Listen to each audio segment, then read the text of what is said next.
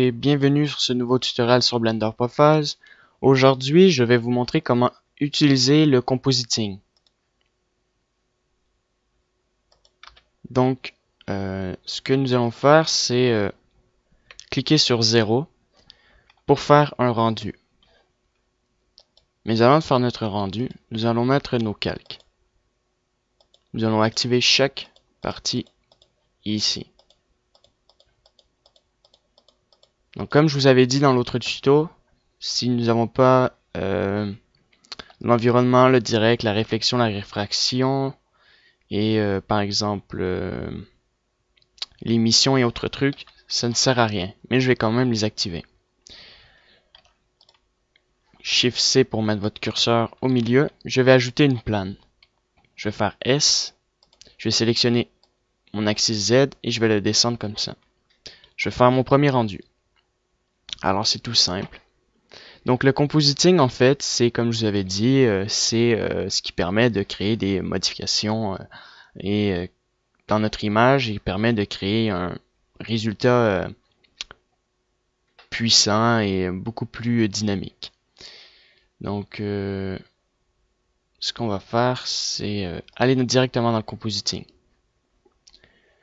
Alors, je vais vous montrer le compositing final lors des rendus. Donc, on peut utiliser des nœuds, libérer et fond. On ne fait pas auto-rendre, on peut le faire pour lui puisque c'est une petite scène, mais lorsque c'est une grosse scène, c'est pas nécessaire, dépendant de votre puissance de votre ordinateur. Donc, pour pouvoir voir notre scène, il nous faut, c'est comme dans le mode 3D, il nous faut faire un Shift A. Il nous faut un Viewer. Alors, Viewer, visualisateur, je crois. Ouais. On le connecte. Maintenant, on devrait voir notre image. Pourquoi on ne le voit pas?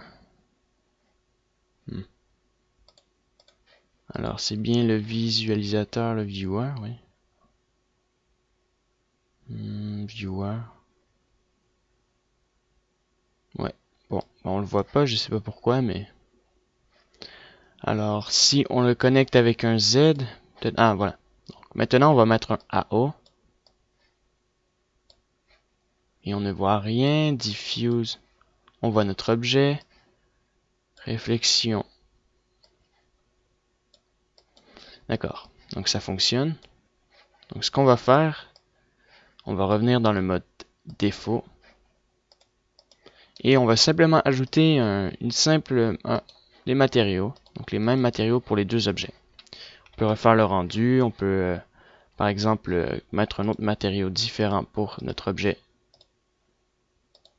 Pour notre plane, on fait un rendu. Voilà. Et on retourne dans le nœud. Alors, pour switcher, en fait, changer de colonne, on fait CTRL C. CTRL SHIFT C avec clic droit. Donc, ça change pour chaque truc. Alors, je vais mettre ça en fond. Alpha, on n'a rien. Z, on n'a rien. Normal, on a quelque chose. Donc, les normales, c'est tout ce qui situe les normales de notre objet. Donc, par exemple, les reliefs. Puis, avec les reliefs, on peut modifier la clarté de la lumière sur nos reliefs et faire plusieurs effets. On n'a pas de UV, aucune vitesse. Couleur, alors c'est la couleur de notre objet. Diffuse, c'est le diffuse de notre objet par notre lumière. Spécular, on n'en a aucun. Ombre, c'est nos ombres. AO, on n'en a pas. Réflexion non plus. Réfraction non plus. Indirect. Indice objet, indice matériel, brouillard. Émission, environnement.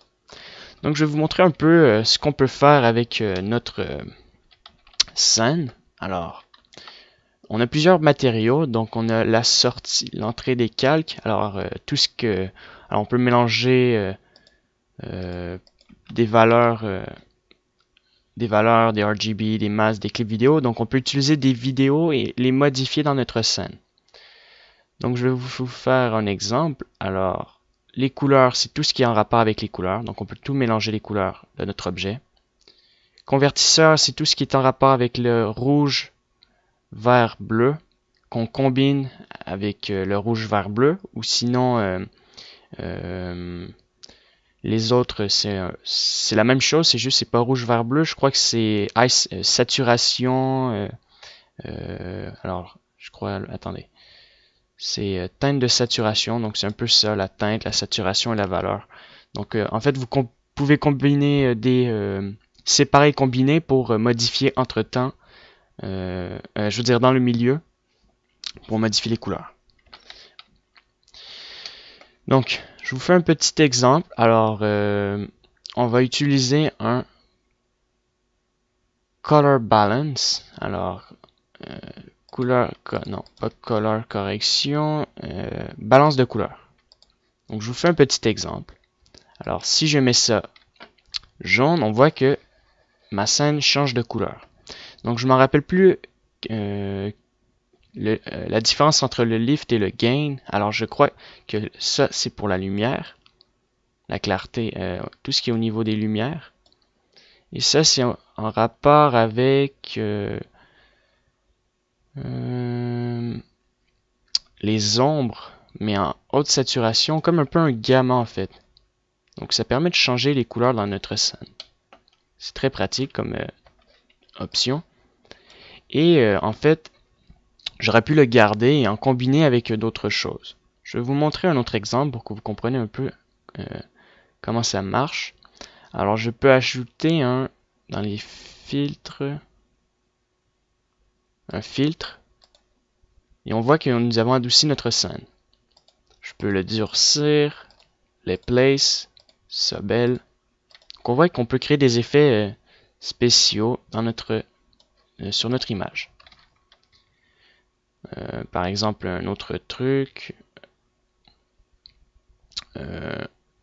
Alors, je vous explique un peu sans faire vraiment de tests parce que j'ai fait beaucoup de tutos là-dessus. Donc, vous pouvez regarder les parties, regarder le tuto sans le faire, juste pour comprendre un peu. Mais en fait, entrée-sortie, je vous explique. Entrée, c'est tout ce qui est en rapport avec les vidéos, les images qu'on peut modifier comme je viens de faire. Sortie, c'est tout ce qui est sorti ici pour qu'on puisse voir notre image ou autre. Couleur, c'est pour les couleurs. Convertisseur, c'est pour convertir nos images. Les filtres, alors c'est plusieurs trucs, donc je peux vous en montrer un autre. Par exemple, pas épeindre, mais éblouissement. Donc, si je descends la limite à 0, on voit qu'il y a de l'éblouissement. Donc, c'est plusieurs effets comme ça au niveau des filtres. Les vecteurs, c'est autre chose. Ça permet de créer, par exemple, lorsqu'on crée une animation, dans le mouvement, on peut créer un effet de mouvement ou on peut l'utiliser pour modifier nos UV normal. Donc, si j'ajoute un normal, on voit qu'il y a un point bleu. Donc, on peut les connecter ensemble. Incrustation, c'est tout ce qui est en rapport avec les effets chromatiques, luminance et autres trucs. Transparence d'un objet, donc on peut faire plein de choses avec ça. Distort, c'est tout ce qui est en rapport avec le mouvement de notre image, la distorsion, le faire tourner une image, parce qu'on peut compiler plusieurs images dans la scène, donc on peut faire plusieurs effets en même temps. Groupe, en fait, c'est un groupe de nodes, donc lorsque vous avez construit un groupe de nodes, on peut garder le groupe et le sauvegarder. Et disposition, c'est des comment dire, c'est des méthodes qui nous permettent de séparer des objets à partir des points plus rapidement. Donc, je peux vous faire un petit test rapidement. Donc, par exemple, j'avais ajouté le couleur balance de couleur. Donc, je peux mettre ça bleu, vert et orange, par exemple. Je peux ajouter aussi un MAF. Donc, un MAF, il y a plusieurs effets, hein, je vous montre, plus grand, tangent, divers, plusieurs effets. Donc ça, on va le mettre à 0. La valeur, on la met à 0. Et on va le mettre en plus grand que. On va ajouter un filtre, flou, non, Alors, je suis pas habitué, donc le flou, c'est le... Alors, je vais tester celui-là. Non. Flouté, ouais, tout simplement. Donc, le flouté, on le met ici. Gaussian rapide, relative, Y, 23, 23. On peut ajouter un multiplier, mélanger, qu'on connecte comme ça, en multiplier. Et puis, on peut ajouter un distort, un effet de distorsion optique, et on met ça à 1. Donc on voit qu'on a créé un genre de halo autour de notre scène. Donc on le voit ici. Si je le mets plus petit, on voit qu'on a un plus gros halo. On peut ajouter un... Je sais pas, moi par exemple, comme j'avais ajouté tout à l'heure, un...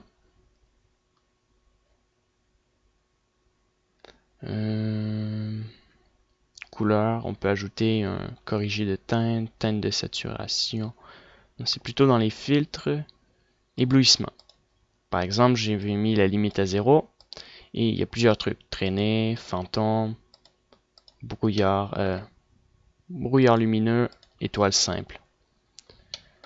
Donc après avoir combiné ces objets-là, on peut créer un groupe comme je vous ai montré tout à l'heure. Donc on sélectionne ces objets-là et on fait CTRL-G et on a créé un groupe.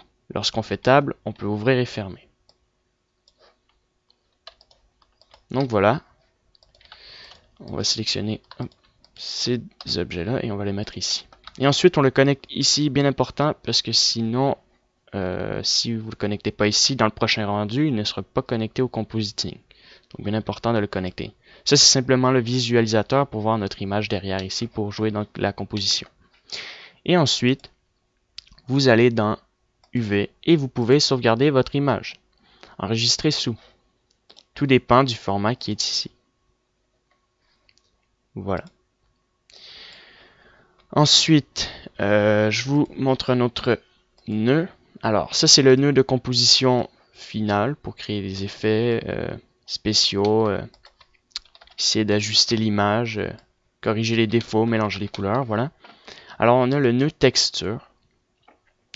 Alors, c'est la même chose, donc on n'a pas de texture, mais c'est un peu le même principe. C'est juste, on peut, comme on voit ici, augmenter notre texture, la déplacer, la tourner.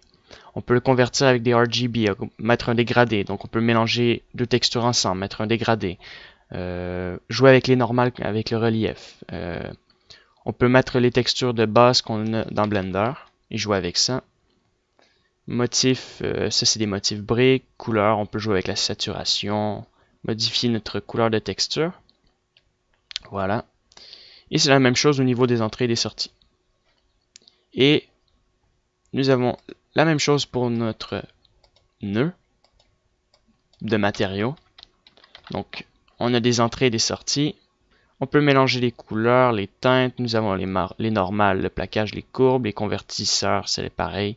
On peut même faire du script. Et on peut créer des groupes et mettre une disposition frame. Donc, le frame, en fait, c'est ce qui nous permet, par exemple, je dis... par exemple, ça peut être mon frame et on peut le renommer. Comme ça, on crée plusieurs frames un peu partout.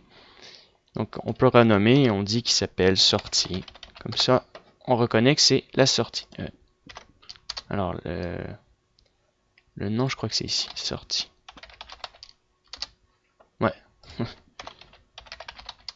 Voilà. Tout simplement.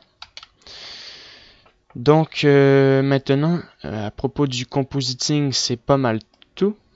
Il n'y a pas 50 millions de choses à savoir. Il faut juste jouer avec les nœuds, découvrir un peu comment ça fonctionne, voir un peu les effets qu'on peut faire dans notre scène, par exemple. Puis, c'est pas mal tout pour cette partie du tuto au niveau des nœuds. Ouais. Donc, merci de m'avoir écouté et on se revoit pour une autre partie.